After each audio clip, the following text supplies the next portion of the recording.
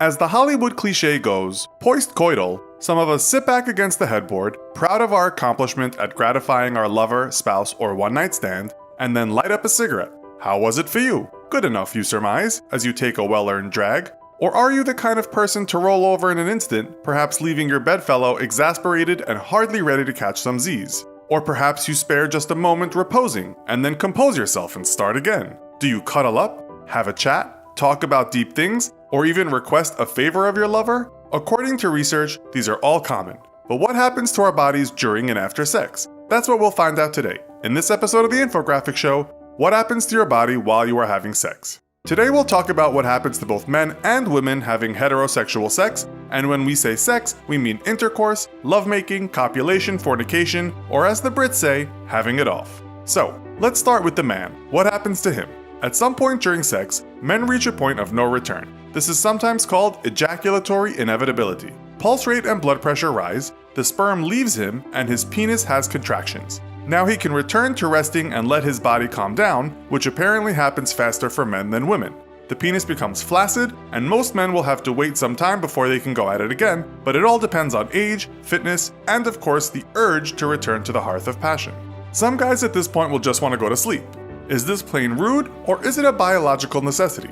Well, listen up, disgruntled women. Science says it's natural for men to want to sleep, and for various reasons. Notwithstanding the obvious, in that it's often nighttime and tiredness might be normal, another reason is because upon reaching orgasm, men release lots of pent-up anxiety. So do women, and they might feel tired too, but it seems men sleep more after sex according to research. Another thing is brain chemistry. All these chemicals spill out in the brain when men ejaculate, including serotonin, oxytocin, norepinephrine, vasopressin, and nitric oxide.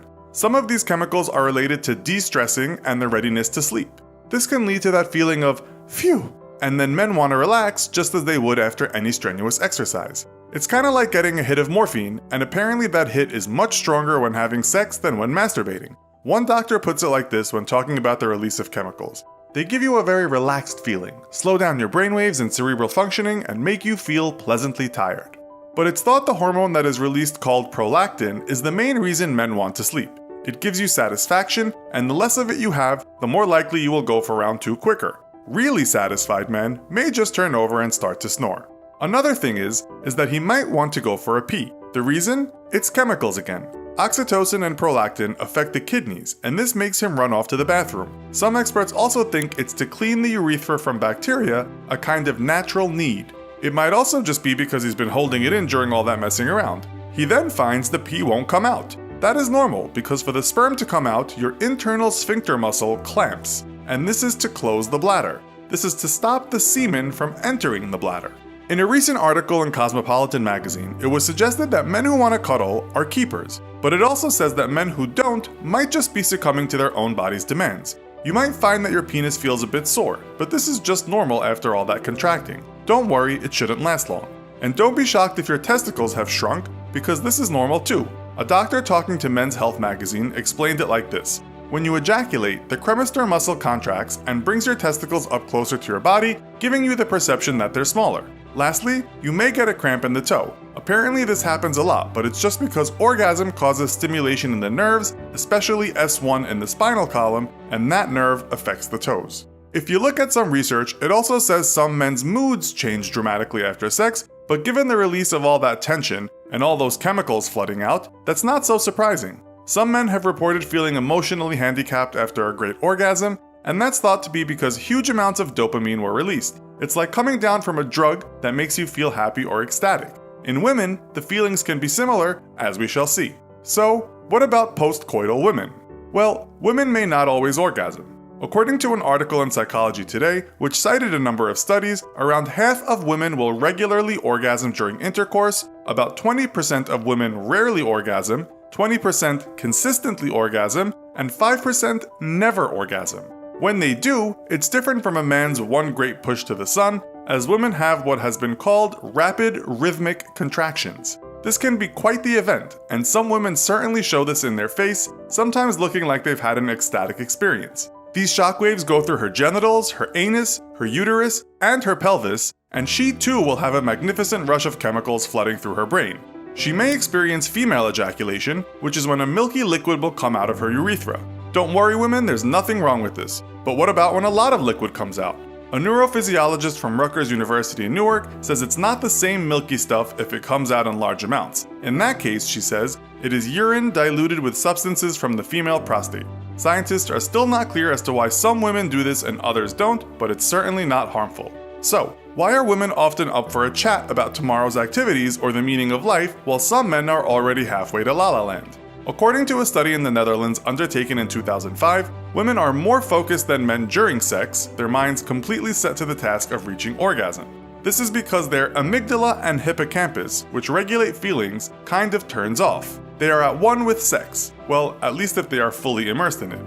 Once we've come, we return to our bodies, our consciousness recalibrates, and our emotional intelligence returns, said an article in Bustle about this phenomenon. But after sex, they switch back. And it's then they get that lovely hit of oxytocin, sometimes called the cuddle chemical. One study found that people with high levels of testosterone release less of this after sex, and men generally have high levels. Some women do too, of course, just not as much. So men, next time you turn over, blame your lack of oxytocin. And women may not experience a refractory period at all. This is the downtime men need to get ready to do it again. Note, teenagers may not need much downtime, but then again, sex doesn't always last that long for these hyper-carnal kids. Women are multi-orgasmic and they usually could just start again. But be careful there, women, because sex can be more painful for you than it can be for men. Women might cramp up in the uterus, and this is due to the cuddle drug oxytocin. Let's now call that the double-edged sword chemical. There might also be some burning because of the vaginal tissues getting dry, but lubrication can help. The stinging doesn't mean there is a problem, but obviously if it persists longer than a day or two, it might be something else. And if men see shrinkage, then women see the opposite. In their breasts at least. Many women's breasts get bigger after sex, and in some women by as much as 25%. According to Women's Health magazine, just how swollen the breasts become differs from woman to woman.